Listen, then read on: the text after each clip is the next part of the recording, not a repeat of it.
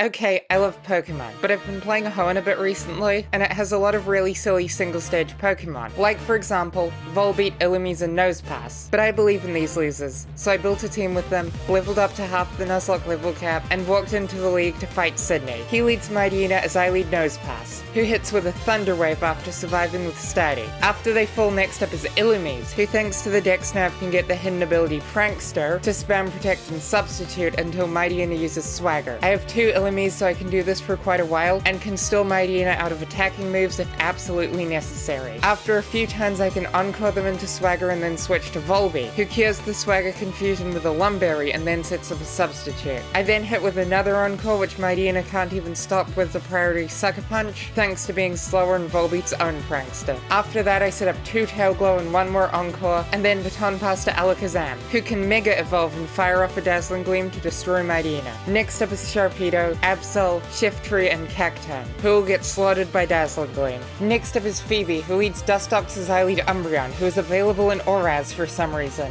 Anyway, after a taunt to prevent curse shenanigans, I can poison with Toxic and heal up with Wish, as Dusclops deals absolutely pathetic damage with Shadow Punch.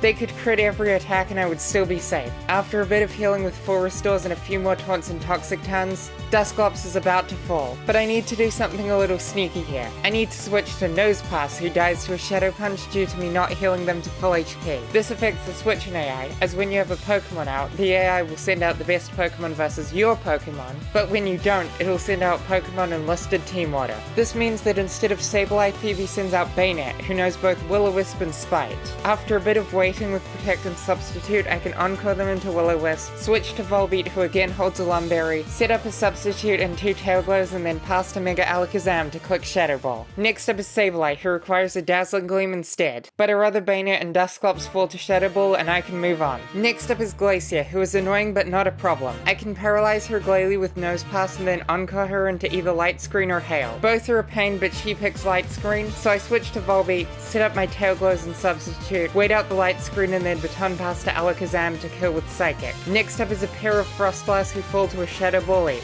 After that is Warrun, whose brain is mashed by a Psychic, and Glalie, who suffers the same fate. Now we're in the calm before the storm with Drake. He leads Altaria as I lead Illumise. After a few turns I can encore them into Cotton Guard, switch to Volbeat, set up a Tail Glow and Substitute, pass to Alakazam, and kill everyone with a Dazzling Gleam. Altaria, Salamence, Flygon, twice, and finally Kingdra. If you've enjoyed this video so far, consider liking, commenting, and subscribing, and I'll consider making more videos like it. But anyway, in all his 3D glory, last is Steven, who leads Skarmory as I lead Nosepass. Not to paralyze with a Thunder Wave, but to set up a Stealth Rock. Next up is Illumise, who has a bit of a problem. Steven's AI is different from the Elite Four. When he sees a kill with Aerial Ace, he will go for it, and won't be baited into setting up spikes and allowing me to use Encore. To avoid this, after spamming Protect and Substitute for as long as I can, I have Illumise use a Charm before going down. This is the reason I needed Illumise instead of just using 3 Volbeat, as Volbeat can't learn Charm. But with Skarmory's attack lowered, they can no longer kill with Aerial Ace thanks to some EV training. As a result, I can encore them into spikes, switch to Volbeat, set up Tail Glow and Substitute, and then Baton pass to Alakazam to revel in the Mega Evolution animation. Whatever, it's time to fire off a Shadow Ball as Skarmory fails to set up spikes. But Skarmory is steady, so I need to wait a few turns before taking the kill thanks to Steven healing. Next up is Armaldo, who falls to a Psychic. After that is Aggron, whose steady is the reason for my Stealth Rock and falls to a Shadow Ball, as does Claydol. Credillia requires a Psychic, and last is Mega Metagross, who, while very cool, can't survive a Shadow Ball. Well, that was fun. But anyway, I'm Lightheart, and always remember that even the weakest of Pokemon can be good if you give them the most broken ability and move in the game by far.